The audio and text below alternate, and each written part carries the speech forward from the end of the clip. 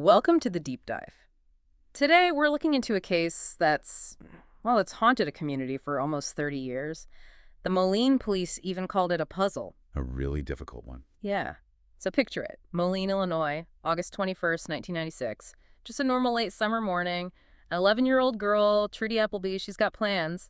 But then, 9:00 a.m., a phone call she's supposed to make to her friend. It just goes unanswered. And then, only about 30 minutes later, around 9:30 a.m., that's the last time anyone definitely saw Trudy alive. Right. A neighbor, someone who knew her. Knew her well. Sees Trudy getting into the passenger side of this car. An older one, boxy shape, silver or gray. Maybe a Chevy Celebrity, something like that. Driven by. An unidentified white man, looked like he was in his 20s. Brown curly hair. The car drives off, and Trudy's gone. Just vanished. And the silence that followed. Hours later, her dad comes home from work. Yeah, and then finds the lunch he made for her still sitting there, untouched. It's just heartbreaking. A clear sign right away, wasn't it? This wasn't a kid running away. Absolutely not. It immediately pointed to something much worse. So our deep dive today is about trying to understand this puzzle, this mystery that really gripped the Quad Cities area for, nearly 3 decades. And now there's been this huge breakthrough, finally, aiming for some kind of resolution. Some measure of justice, hopefully. Okay, let's unpack this. So that morning, August 21st, what were Trudy's plans? Just an 11-year-old wanting to? Go swimming. That was it. Yeah. Really simple. She wanted to go to Campbell's Island. It's a residential spot, East Moline, surrounded by the Mississippi River. Our friend lived there. But her dad had said no, right? He had, yeah. Denied permission. But phone records they looked at later sort of suggested she might have been thinking about going anyway. You know how kids are. Definitely. And that simple wish to go swimming at Campbell's Island, that became really central from the very start, didn't it? No, absolutely critical. Yeah. It gave the investigation an immediate focus, a location, people connected to it. It was like the first corner piece of the puzzle, giving them a direction to look. And what she was wearing, you mentioned that told its own story. A black swimsuit, bike shorts. Right. A black one-piece swimsuit, black spandex bike shorts over it, a T-shirt, blue deck shoes or tennis shoes, white socks, and she was carrying a beach towel. Why was that specific outfit so important? Well, it completely undermined any idea that she'd run away. Think about it. She had no money, no extra clothes, nothing else. Just exactly what you'd need to go swimming and come right back. Right. No backpack, no change of clothes. Nothing. It screamed that her plan was interrupted, that this was an abduction, not her leaving willingly. It kept the focus firmly on Campbell's Island and what happened there. So as the police started putting these early pieces together, one name surfaced pretty quickly and became, a very disturbing central piece. William Ed Smith. Yeah, Ed Smith. He was known to the family, a family friend. Trudy knew him. But there was more to his story. There was a much darker side. He was a convicted child molester. That history, understandably, put him under intense suspicion right from the beginning. And the family suspected him too, didn't they? They did. They had strong feelings he was involved. And that kind of insight from people so close, it's invaluable, though really tough for investigators to handle sometimes. Okay, and this is where a really key piece clicks into place. A witness sighting. Yes, this was huge. A witness, someone who actually knew Trudy personally, reported seeing her in the passenger seat of a car. Driven by Smith. Driven by Ed Smith. On Campbell's Island, late morning on August 21st, the day she disappeared. The witness was apparently very close, like just a couple of feet away, and was quite confident in the identification. Wow. So that's the last confirmed sighting by someone other than the person who took her? Exactly. It pins Smith to being with her, on the island, right around the crucial time. A massive piece of the puzzle. And the police found other things related to Smith and his car that seemed, suspicious. They did, yeah. They figured out Smith had access to a car that perfectly matched the description of the one Trudy was seen getting into. The gray or silver boxy one. That's the one. And even more concerning, they got leads suggesting that very car might have been scrapped or somehow disposed of very soon after she vanished. Which looks like trying to destroy evidence. Exactly. A classic move if you're trying to cover something up. Removing a key piece investigators would be looking for. Smith never talked, though. He died in 2014. You'd think that might be the end of the line. It definitely presented a huge challenge. Yeah. You lose any chance of a confession from your main suspect. Right. But, sometimes in investigations, a dead end forces you to look sideways. Law enforcement had to pivot. They couldn't get answers from Smith anymore. So they shifted focus. Exactly. They started meticulously looking at his network, his family, his friends, anyone associated with him. The thinking became maybe he didn't act alone, especially when it came to covering it up. Interesting. So his death actually opened up new avenues in a way. It forced them to widen the net, yeah. To look at the people who might have known his secrets, or maybe even helped him hide them, people who were maybe overlooked while he's still alive and denying everything. And that widening net eventually focused on two specific people close to Smith, didn't it? David Whipple and Jamison Jamie Fisher. That's right. David Whipple was Smith's son-in-law. And Jamie Fisher was described as a lifelong friend of the Smith family. The investigation really zeroed in on them. Why them specifically? What was the theory? Well, by 2020, after years more work, the police felt confident enough to go public with a theory of conspiracy. They basically said they believed one or more persons participated in the crime and the subsequent cover-up. And they named Whipple and Fisher? They did. They stated publicly that they believed both Whipple and Fisher knew what actually happened that day back in '96 and had actively helped conceal the truth for all those years. So not just friends or family, but potential accomplices in the cover-up. Integral parts of this conspiracy of silence. That was the assertion, yes. They became key figures in understanding how the truth might have been hidden for so long. And Jamison Fisher, specifically, his background showed some worrying patterns. It did. His criminal record was extensive. And notably, court records showed that 6 different women had filed for orders of protection against him between 1997 and 2018. 6 different women, wow. Yeah, that pattern itself is a red flag. But for investigators looking at Trudy's case, the real keystone, as they called it, was something else. A conviction from late 1996. Just months after Trudy disappeared. Exactly, only 2 months after she vanished.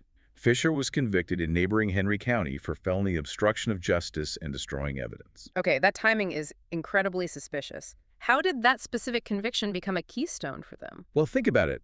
Even if the public record doesn't explicitly link that conviction to Trudy's case, the timing is uncanny. More importantly, it established Fisher's character for them. It showed he had the capacity and the willingness to actively destroy evidence and obstruct a criminal investigation. Right when Trudy disappeared. Precisely. So it painted a picture of him not just as Smith's buddy, but as someone capable and potentially involved in a cover-up at that exact time.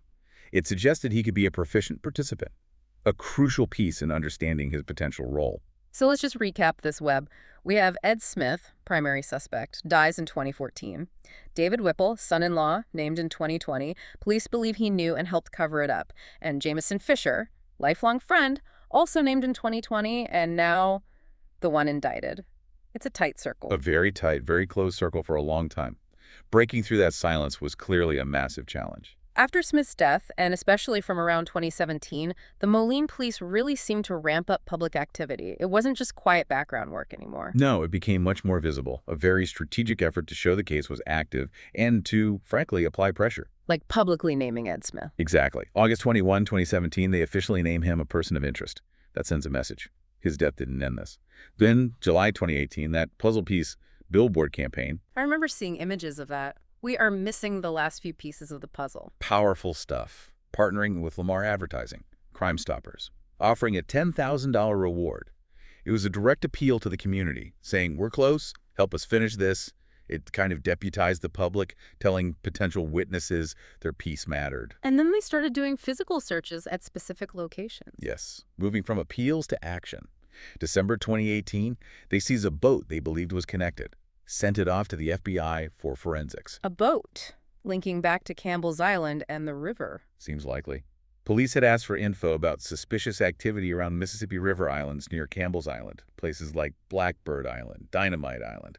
Suggests the theory maybe a boat was used somehow in the crime or the cover-up. And searches on land, too? Yep. September 2020, they searched property owned by Jamison Fisher in East Moline. Then August 2023, another search warrant, this time on a property in Kelowna, Illinois. Did they find Trudy? No. Tragically, no human remains were found during those specific searches. But the pattern was clear. They were zeroing in, methodically building their case, following leads tied to these suspects and locations. Relentless. And then, August 14th, 2025, almost 29 years to the day, the announcement everyone had been waiting for. Moline Police Chief Darren Galt, You could hear the weight of those years in his voice. He said 28 years, 11 months, and 23 days. That's how long the family of Trudy Appleby has waited. We have made an arrest in the murder of Trudy Appleby. Just incredible. A moment that must have stopped the whole community. Absolutely. A promise finally being acted upon. And the arrest was Jamison Fisher. Jamison Albert Fisher, age 50. He was actually already in jail in Scott County, Iowa, on unrelated drug charges and a parole violation.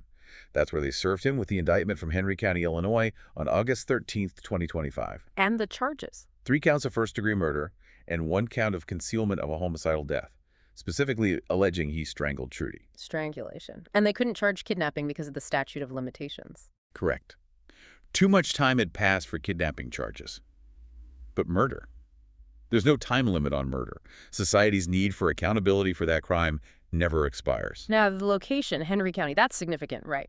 She was taken from Moline, which is in Rock Island County. Hugely significant. It's a massive clue embedded in the legal process itself. Why? For the prosecution to happen in Henry County, the state's attorney there must believe they have evidence the murder itself occurred within their jurisdiction in Henry County. So the theory is abducted in Moline, Rock Island County. Then taken across the county line into Henry County and killed there. Which makes that 2023 search in Kelowna, Illinois. Suddenly seem even more pointed. Yeah. Kelowna is right near that Henry County line. Yeah. It shows how geographically specific their investigation became. They followed the evidence trail right to that county. But the biggest challenge remains. Trudy's body has never been found. A nobody case. It is. And that makes it incredibly difficult, legally speaking. Henry County State's Attorney Catherine Runte acknowledged that. She said, "The law allows for it, and we intend to utilize those aspects of the law." So it's possible to prosecute without a body. It is possible, though certainly not easy. It means the prosecution has to build an overwhelming case based purely on circumstantial evidence. Like what? Things like Fisher's connection to Smith, his own suspicious actions, maybe forensic traces found during searches, witness testimony gathered over the years, motive. They have to weave all these threads together into a narrative so compelling that it proves guilt beyond a reasonable doubt, even without the ultimate piece of physical evidence. The fact they're moving forward suggests they believe they have that compelling case, built over nearly 30 years. It's a testament to sheer perseverance, really, by law enforcement, generations of them working this case. And you can't talk about this case without talking about the family and the community. Their role seems immense. Absolutely central. Trudy's family never, ever gave up. Those annual candlelight vigils they held every August 21st. They weren't just memorials. They were acts of defiance, keeping her name, her face, her story alive in the news, on the minds of the police year after year. Keeping the pressure on. Constant, unwavering pressure, a refusal to let Trudy be forgotten. That's a powerful force in any investigation, especially a cold one. And it felt like the whole community carried this grief. That quote from Tammy, the woman in Silvis. Yeah, stopping by the memorial bench after the arrest, crying, saying she really belonged to us. It just captures it perfectly, doesn't it? It really does. How Trudy's disappearance wasn't just a family tragedy. It became this collective wound for the Quad Cities. It changed how people felt, how they parented. Everyone felt that loss. So the public wasn't just watching, they were actively engaged. That pressure cooker effect, combined with police actively asking for help, like with the billboards. Exactly. It was symbiotic. The community's refusal to forget fueled the police, and the police, in turn, leveraged that engagement.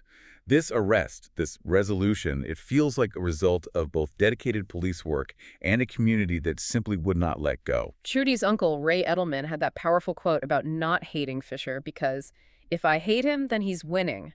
Shifting from just wanting answers to demanding justice. Yeah, sense of resolve. It's not just about knowing anymore. It's about accountability. So where does this leave us? Nearly 30 years later, an arrest, an indictment. It's a resolution, isn't it? An answer to the who. It is a monumental step. It provides an answer, finally, and starts the process of legal accountability. It brings a measure of, well, maybe not peace, but perhaps validation. For the family, for the community, for the police who never stopped working. Validation that even the coldest cases aren't hopeless. Exactly. But it's not full closure. Because the biggest piece is still missing, Trudy herself. Tragically, yes, her body has never been recovered, and the search for her continues. Officials have made it clear they will follow any lead that might finally bring her home. So the next chapter unfolds in court. The prosecution of Jamison Fisher. A complex trial based on decades of circumstantial evidence. A true test of a nobody case. It will be. A legal battle built piece by painstaking piece over 29 years. And it leaves us, and maybe you listening, with a heavy thought. What does justice really look like when a life is taken and the victim remains hidden? How does a community truly heal and remember when one crucial piece of that heartbreaking puzzle is still missing?